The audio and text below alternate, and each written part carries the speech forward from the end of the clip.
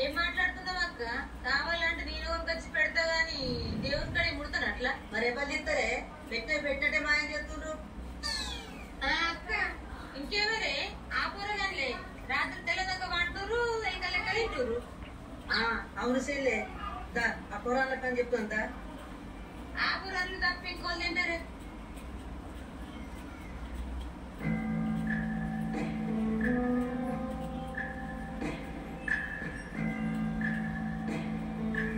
మిమ్మల్ని గణపయ్య కాడ ఉంచిన పాపానికి ఒక్కటి లేకుండా తింటారా?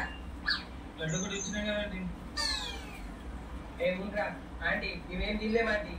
తినలేమండి, ఫ్యామిలీ మింగినాం అంతే. అట్లా దేవునికి అయితే నవ్వులు మింగచ్చా? అయ్యో సారీ ఆంటీ, రేపటి నుంచి నమ్మలకుండా డైరెక్ట్ మింగేస్తాం.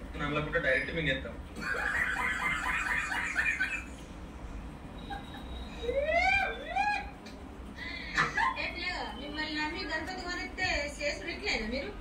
మమ్మల్ని నమ్మినందుకే ఆయనతో లాంటి లేకపోతే ఆయనతో మీద ఉంటుంది. ఏమున్నాను ఆంటీ మేము సేపులు అగ్గులు అంటుకోండి తప్ప ఇంకేం తినలేము. వేరే వాళ్ళు అయితే ఆయనతో లడ్డు తినేసి వేరే వాళ్ళకి దొంగతనం పెట్టి సైలెంట్ ఉండేవాళ్ళు. మేము అలాంటి కాదండి. అలాంటి వాళ్ళం కాదండి, తినట్టే ఉంటాం. ఏంద్రాడు ఆగురా మరి ఏంద్రా బయట పళ్ళు సేపు తిన్నందుకు ఎంత మీటింగ్ ఏదో నాకు అర్థమవుతుంది. ఎలకల మీటింగ్ మరి పార్లమెంట్ మీటింగ్ ఇవి అంటే మేము నైట్ అలా పడ్డాం కాబట్టి ఏదో ఆకలి అది ఇవి తింటాం. దానికి ఇలా ఎలకల మీటింగ్ పెట్టిన పద్ధతి కాదు.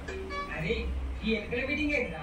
అదేరా 4-5 ఎలకలు కలిసి ఒకే దగ్గర ముచ్చట పెడతాడు, దాన్ని ఎలకల మీటింగ్ అంటారు.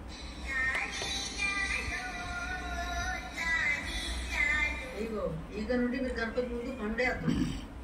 సరే ఆంటీ అయితే గణపతి వెనకమంటాం. బట్ట విండి ఏడేం చేస్తున్నావు ప్రభు? వెనక వండు వద్దు. అగరబత్తి ఆడే ఉన్నాయి, నాకేం తెలుసు.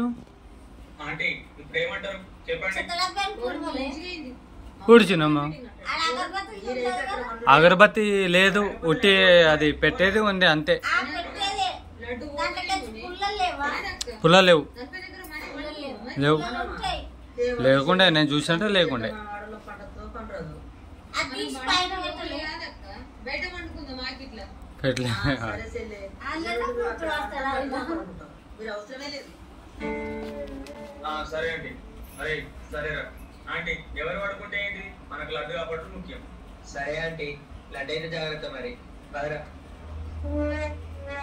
అట్టలు తీసేసి రాడ వేసినాయి. కోనక్క మన